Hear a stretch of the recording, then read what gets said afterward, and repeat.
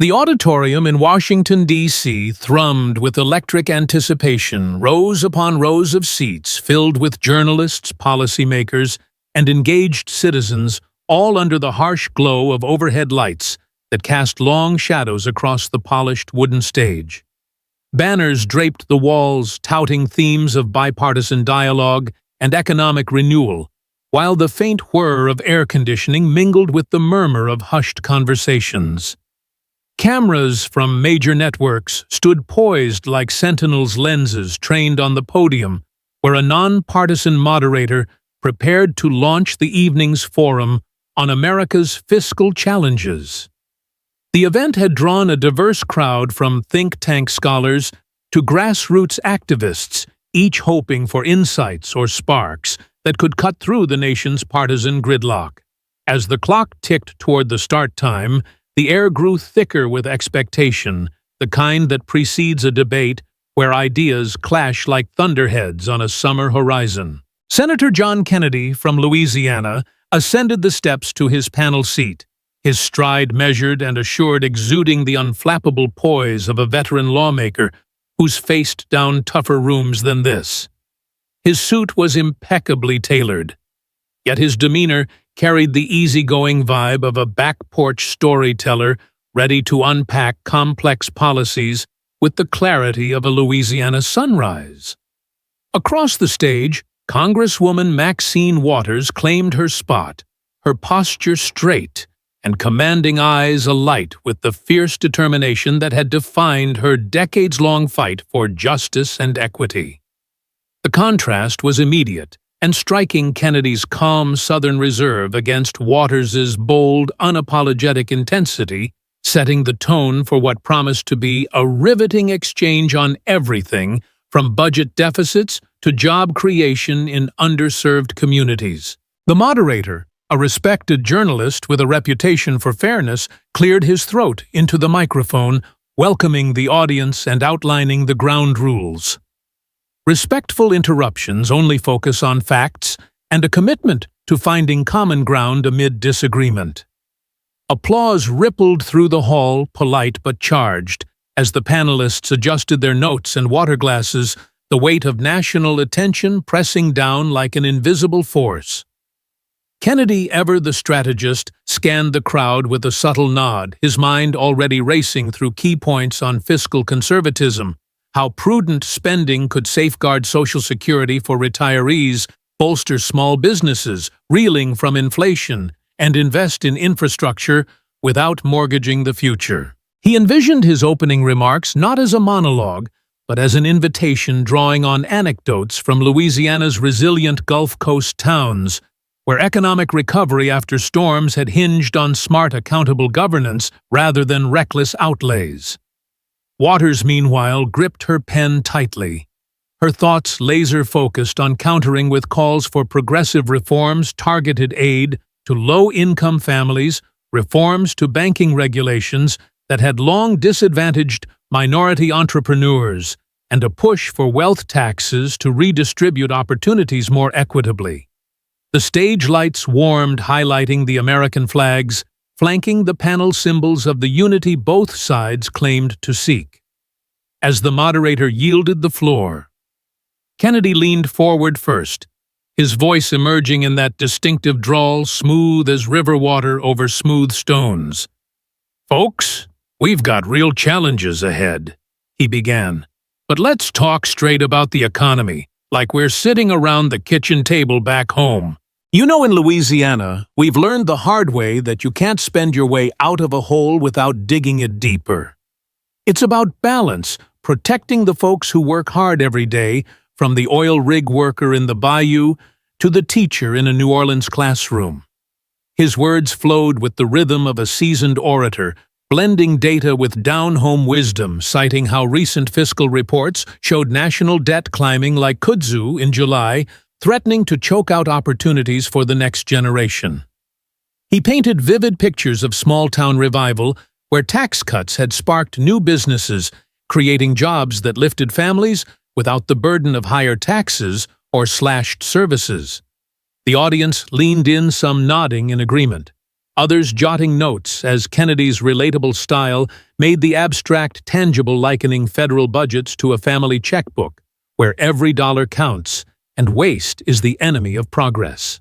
He elaborated on energy policy, a cornerstone of his state's economy, explaining how streamlined regulations could boost domestic production, lower gas prices at the pump, and fund environmental protections without overseas dependencies.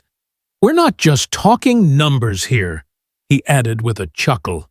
"We're talking about putting food on the table for American families, not shipping jobs overseas." Laughter echoed softly, warming the room, as his humor underscored the seriousness without overwhelming it. But as Kennedy transitioned to critiquing expansive social spending programs, arguing that they often came with unintended consequences, like inflation, that hit low-income households hardest, the atmosphere shifted. Waters, who had been listening with a tight smile, her fingers drumming lightly on the table, saw an opening to pivot the discussion toward systemic inequities. Her passion for financial reform was unmatched, and she viewed Kennedy's approach as short-sighted, ignoring the root causes of poverty that demanded bold, immediate action. Without waiting for a pause, she leaned into her mic, her voice cutting through like a clarion call. "Sit down," she declared firmly, the words sharp and authoritative, laced with the frustration of someone who's spent a career battling for the underdog. "Your so-called balance is just code for leaving people behind. It's time we address the real issues, not pat ourselves on the back for half measures." The command echoed in the sudden silence, a verbal gauntlet thrown that stunned the room into stillness. Gasps escaped from the front rows where reporters' fingers flew across keyboards, capturing the moment that screamed headline. The moderator's eyes darted between them, hand raised halfway to intervene, while the audience exchanged wide-eyed glances, the tension palpable like the moment before a storm breaks. This wasn't mere interruption. It was a power play, Waters asserting dominance in a space where her advocacy often faced resistance, aiming to redirect the narrative to the disparities she knew all too well from her district's streets. Flashbulbs erupted social media feeds, already lighting up with previews of the clip, as everyone wondered how Kennedy would counter. Would he fire back with equal fervor, turning the forum into a spectacle of division? In that frozen instant, the hall held its breath, the weight of the exchange hanging heavy, a microcosm of the broader battles raging in Congress and across living rooms nationwide. Yet Kennedy didn't rise to the bait. His face remained serene, a faint knowing smile tugging at the corners of his mouth, the kind born from years of courtroom battles and Senate floor skirmishes where composure was currency. He adjusted his glasses thoughtfully, taking a deliberate sip of water to let the moment breathe, then responded with the wit that had become his trademark. "Well, ma'am," he said, his drawl drawling out the words with gentle amusement, "if I sit down right now, who's going to explain how we can lift everybody up without sinking the ship? I hear what you're saying about fairness, and Lord knows we've got to do better on that front. But let's hash this out together. I've got some ideas from down in Louisiana that might just bridge the gap between your vision and mine." The reply was pure gold, disarming, inclusive, and laced with that Southern charm that turned confrontation into conversation.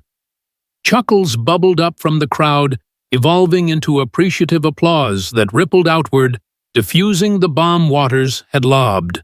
It wasn't deflection for deflection's sake. It was a masterstroke of rhetoric acknowledging her point while steering back to substance, inviting collaboration rather than combat. Kennedy's eyes met hers briefly, a nod of respect in his gaze signaling that he valued the debate, not the drama. The room exhaled collectively, the energy recalibrating from adversarial to engaged as Waters, though undaunted, found herself responding to his olive branch with a measured rebuttal on investment returns for marginalized groups. Kennedy listened actively, interjecting only to build on shared ground, like agreeing that education funding was non-negotiable, but proposing efficiency audits to maximize impact. He delved deeper into examples from his state, recounting how post-hurricane recovery efforts had combined federal aid with local innovation, creating resilient economies that served all residents, black, white, rich, or poor. It's not about left or right, he emphasized. It's about right for the American people, getting results that stick. His analogies kept coming: the economy as a gumbo pot, where the right ingredients in balance create something nourishing for everyone, not a watery soup that leaves folks hungry. The audience, now hooked, applauded his inclusivity, sensing a leader who prioritized solutions over sound bites. As questions from the floor began, a young entrepreneur asking about startup incentives, Kennedy fielded it with precision, linking it to broader fiscal health, suggesting tax credits that encouraged hiring in high unemployment areas without exploding the deficit. Waters challenged the feasibility, citing historical data on inequality, and Kennedy countered not with dismissal, but with data of his own from Louisiana's job growth stats post-reform. The interplay was dynamic, Kennedy's steady hand guiding the flow, his earlier quip lingering as the highlight that humanized the high-stakes talk. Reporters whispered praises for his grace, one tweeting, "Kennedy just turned tension into teamwork class act." He expanded on healthcare ties to the economy, advocating for market-driven reforms that lowered costs through competition, drawing parallels to how Louisiana's rural clinics had thrived under similar models. "We can't afford to ignore the basics," he said, "but we also can't pretend more spending fixes everything without a plan." His voice remained even persuasive, without pressure, earning nods even from skeptics. Waters pressed on poverty alleviation, and Kennedy wove in empathy, sharing a story of a Baton Rouge family he'd met whose small business boomed after regulatory relief, proving conservative policies could empower the very communities she championed. The chapter of this opening unfolded like a well-crafted novel, with Kennedy as the unflappable protagonist, his response to the sit-down not just stunning, but transformative, shifting the forum from potential fiasco to exemplar of civil discourse. As the moderator transitioned to the next segment, the hall buzzed with renewed vigor. Attendees buzzing about Kennedy's poise on their phones, the moment already viral in snippets. He had stunned everyone, not with volume, but with virtue intelligence wrapped in humility, a reminder that true leadership shines brightest in the face of fire. The debate pressed on Kennedy, elaborating on trade's role in economic stability, using shrimp fisherman analogies to illustrate fair deals that protected jobs while boosting exports. His points were layered, backed by charts projected behind him, yet explained in plain English that bridged divides. When a retiree voiced concerns about Social Security solvency, Kennedy reassured with specifics on entitlement reforms that preserved benefits through growth, not cuts. Waters interjected on equity gaps in retirement savings, and he agreed on the need for inclusion, proposing bipartisan working groups to tackle it. Throughout, his demeanor stayed rock solid, the initial exchange a foundation for fruitful friction. Cameras captured it all. The clip of his witty retort looping in previews, positioning Kennedy as the voice of reason in a noisy world. By the end of this phase, as applause swelled for a balanced close, it was clear Kennedy hadn't just survived the storm. He'd navigated it with nautical skill, leaving the audience inspired and the conversation elevated. This was the start of something memorable, a testament to his ability to stun with substance over spectacle, setting a tone of respect that promised deeper dives ahead.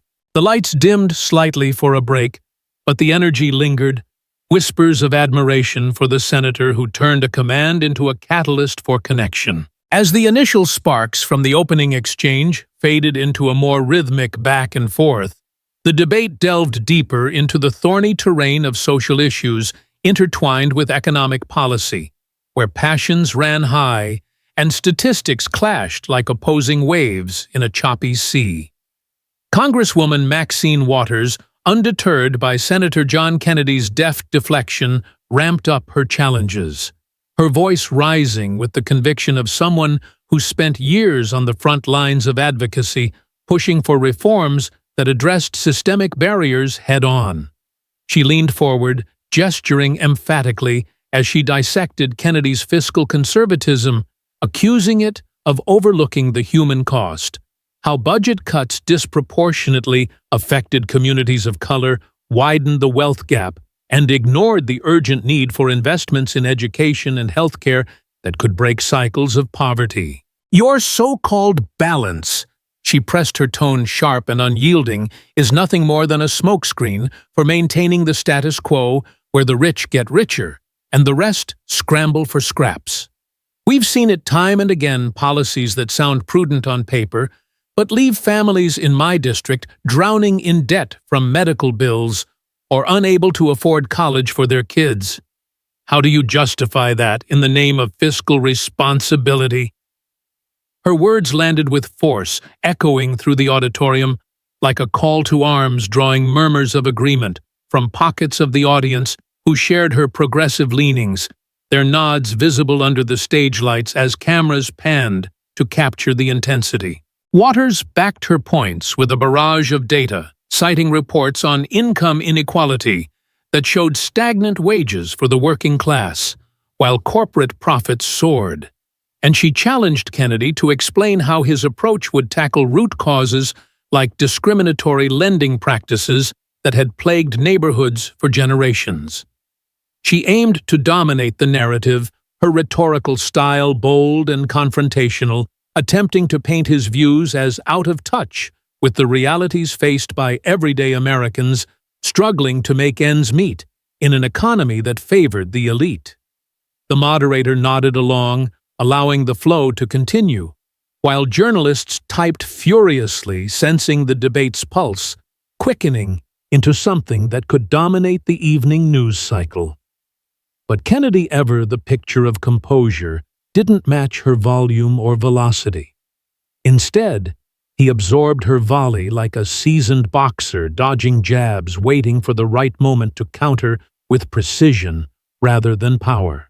He sat back slightly, his expression thoughtful, fingers steepled as he listened intently, showing no signs of defensiveness or irritation, traits that had served him well through countless hearings and town halls back in Louisiana.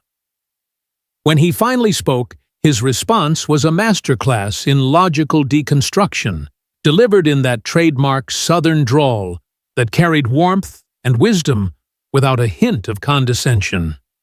Congresswoman, I respect the fire you bring to this fight. Lord knows we need more folks like you, calling out injustices. He began, his voice steady and inclusive, immediately acknowledging her perspective to build a bridge rather than a wall. But let's break this down a bit, shall we? You're right that we've got deep-seated problems with inequality, and ignoring them ain't gonna make them go away. The question is how we fix them without creating new ones. Take those medical bills you mentioned.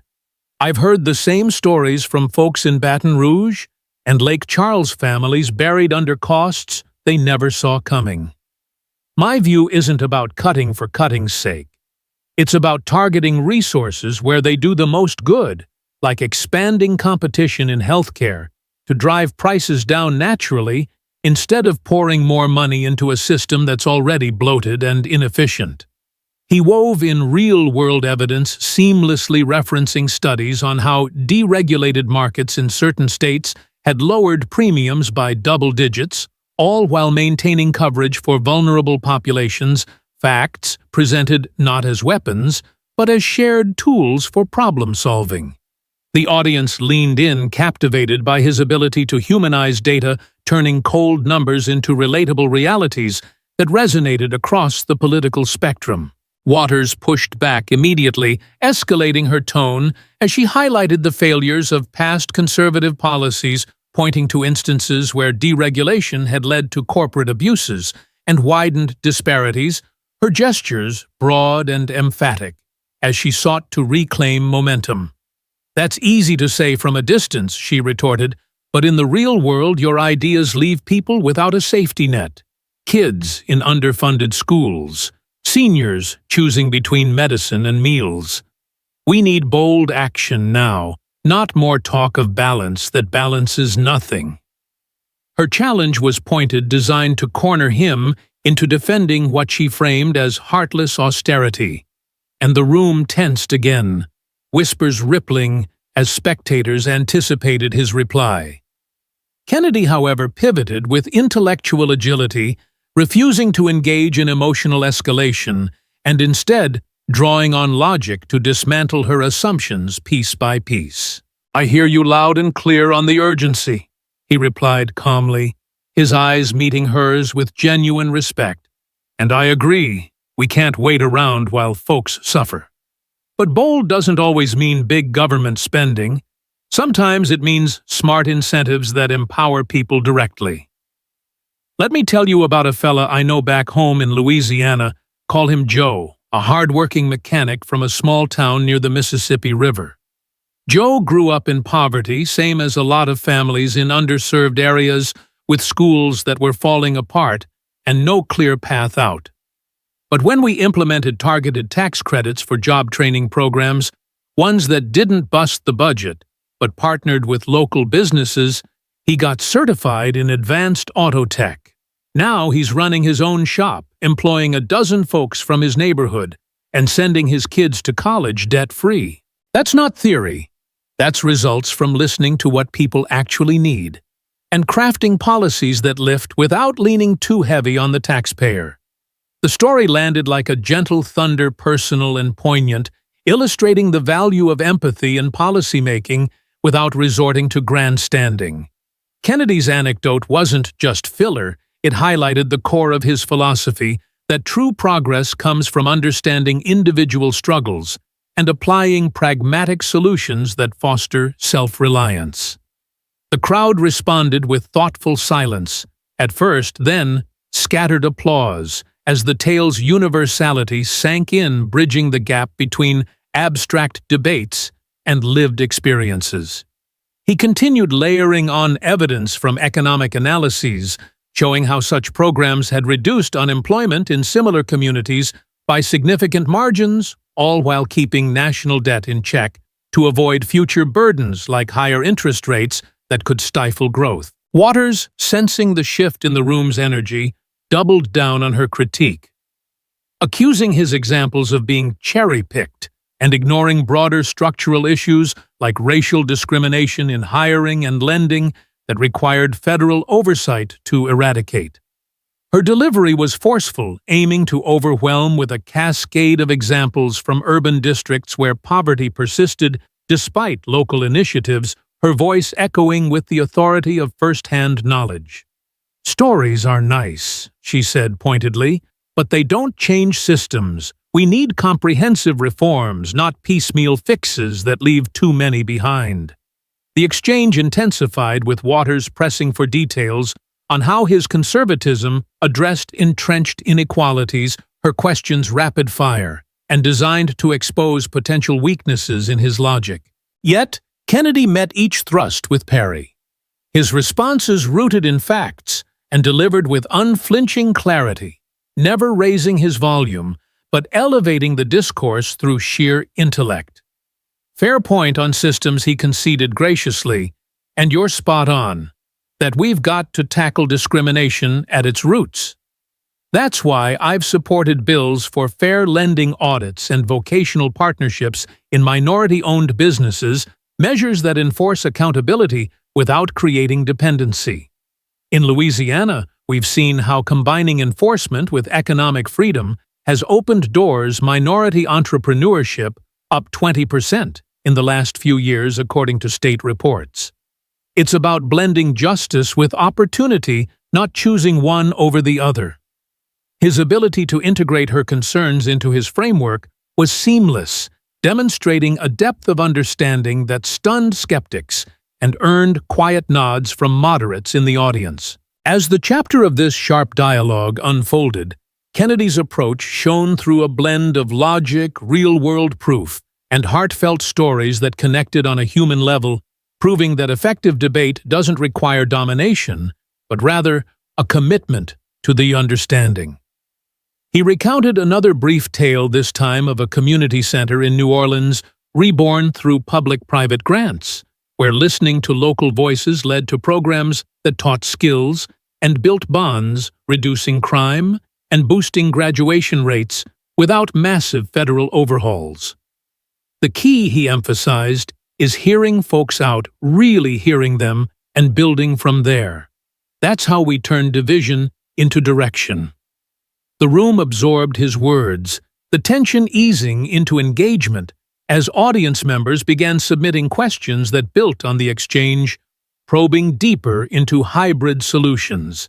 Kennedy fielded them with the same poise, explaining how fiscal restraint could fund social priorities through growth-generated revenue, using charts projected on screens to visualize balanced budgets that prioritized aid for the needy. Waters interjected with counters on immediate needs, but each time he responded by finding overlap, agreeing on the moral imperative for equity while advocating sustainable paths forward. Reporters captured the nuanced headlines forming about the senator's savvy in navigating choppy waters without capsizing the conversation. His intelligence was on full display, not through flashy oratory, but through thoughtful rebuttals that invited reflection, making the debate richer for all involved. As this segment wound down, the moderator praised the depth, and applause swelled with Kennedy emerging as the anchor of reason, his methods a blueprint for bridging divides in a fractured era. The story pressed on, but this chapter had etched his mark, a leader who debated with brain over brawn, stunning everyone with the power of patient persuasion. Kennedy elaborated further on education reform, tying it to social mobility, with examples from Louisiana's charter schools that had outperformed expectations on modest budgets, fostering innovation that closed achievement gaps. "It's not about spending more, it's about spending smarter," he quipped, drawing laughs that lightened the heavy topics. When Waters challenged the equity of such models, he countered with data on diverse enrollment and outcomes, proposing national pilots to scale successes. The interplay was electric, yet civil. Kennedy's steady logic cutting through rhetoric like a knife through fog, earning admiration from across the aisle. He shared insights on criminal justice, ties to economy, advocating for rehabilitation programs that reduced recidivism and saved costs, stories of reformed lives underscoring his points.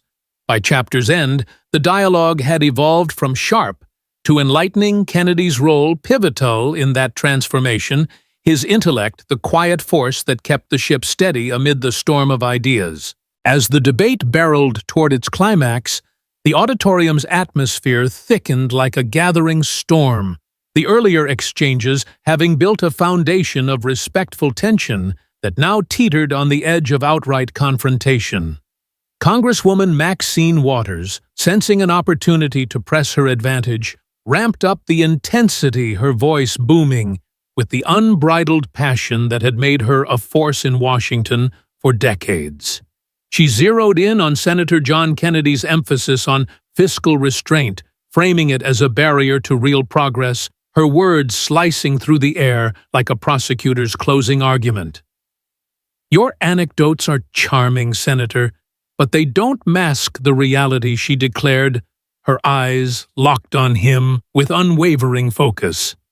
"This so-called prudence of yours ignores the cries of millions trapped in cycles of inequality, families in crumbling neighborhoods, workers earning poverty wages, while corporations rake in record profits. How can you sit there and advocate for more of the same tired policies that have failed generation after generation? It's not balance. It's blindness to the suffering right in front of us." Her critique was relentless, piling on examples of failed conservative initiatives that, in her view, exacerbated divides rather than healed them. Deregulation leading to environmental hazards in low-income areas, tax breaks benefiting the wealthy, while social services withered. The room fell into a heavy silence, the kind that amplifies every rustle of paper or shift in a seat, as the audience held its collective breath, waiting to see if this would shatter the fragile civility Kennedy had so carefully nurtured. Journalists leaned forward, pens poised, while the moderator hesitated, allowing the moment to unfold in its raw intensity. Waters's escalation was strategic, designed to force Kennedy into a defensive posture, exposing what she saw as the flaws in his worldview and rallying her supporters in the crowd, who murmured approvals that rippled like undercurrents. The pressure mounted palpably, the stage lights seeming harsher, casting stark shadows that mirrored the ideological chasm between them. Would Kennedy crack under the assault, retaliate with equal fervor, or somehow navigate this minefield without exploding the dialogue? All eyes turned to him, the hush so profound it felt like the prelude to a revelation.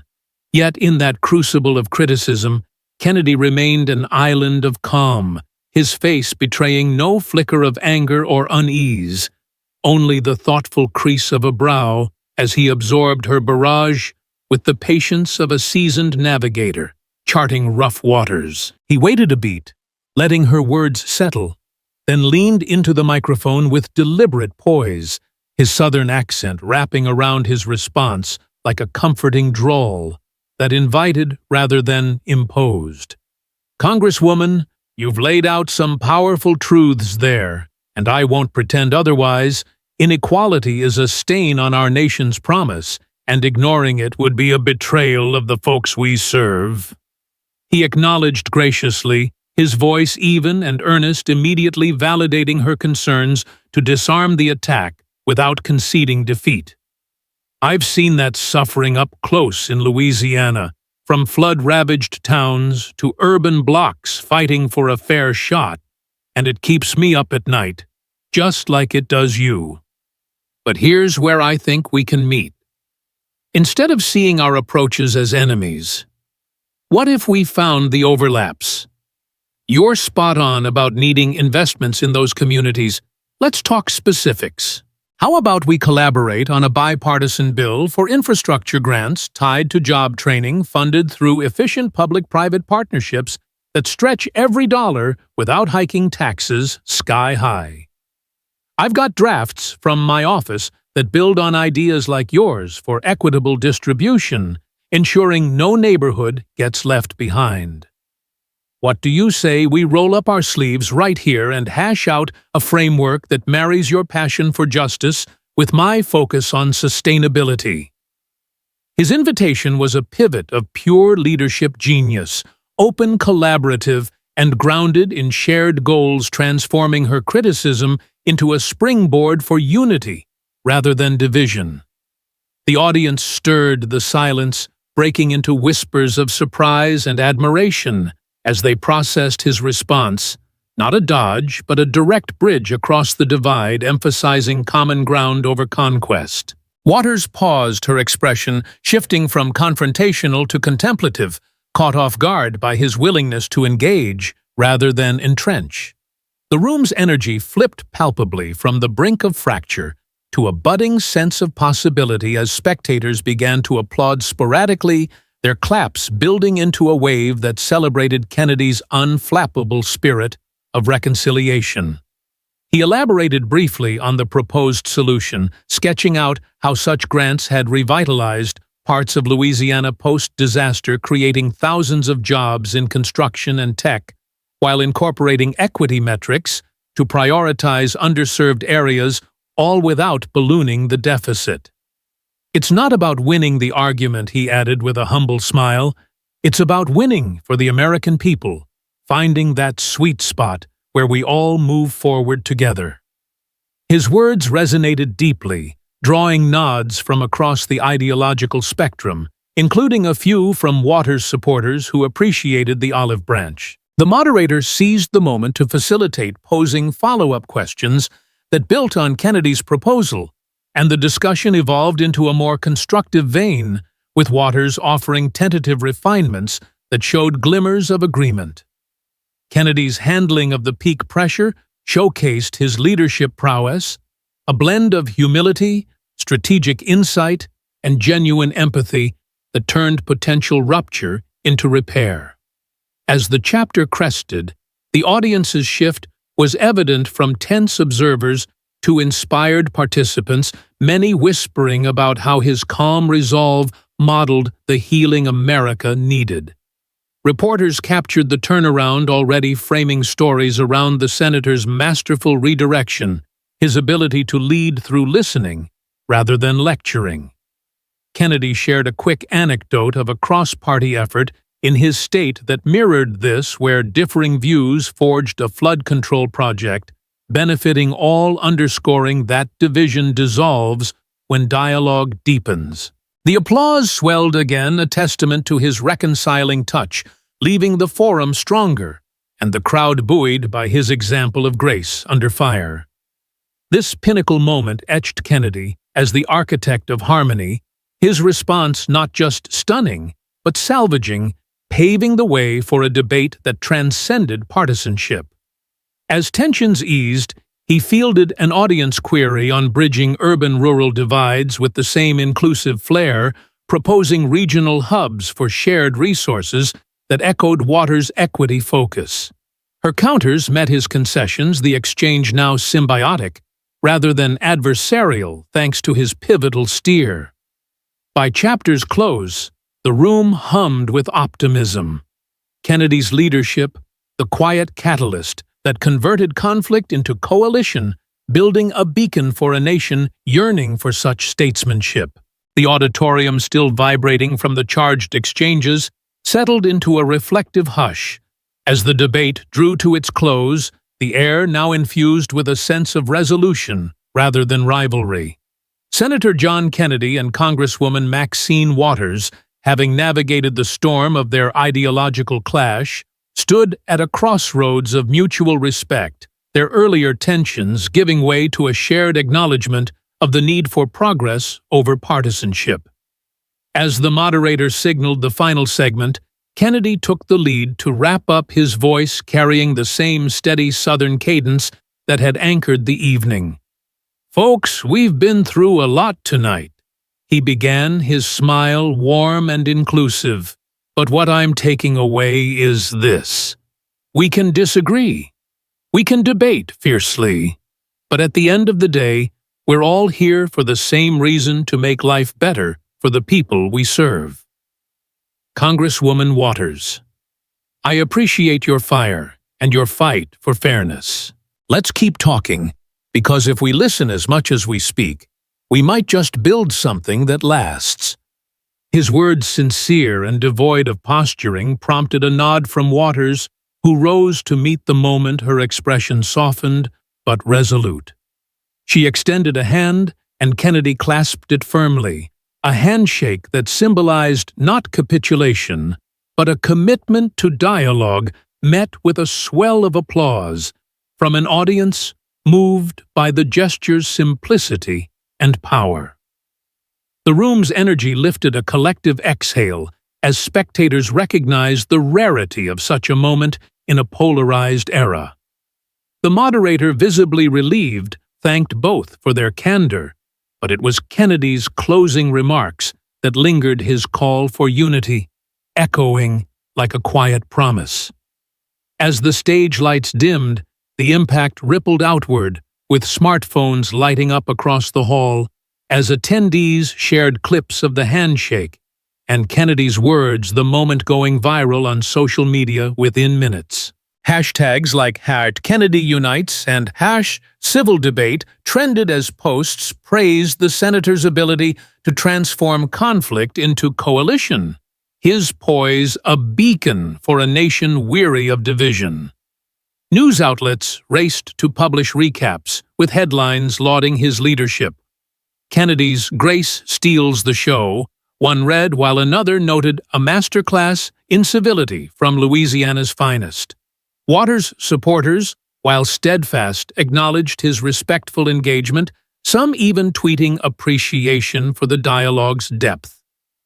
The grassroots response was electric. Donations to Kennedy's initiatives surged, and his office reported a flood of messages from voters inspired by his approach, many citing his story of the Louisiana mechanic as proof that practical policies could change lives.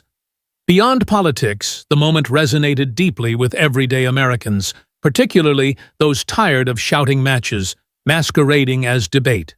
Comment sections filled with stories of people, teachers, nurses, small business owners, who saw in Kennedy's restraint a model for their own tough conversations from boardrooms to family dinners.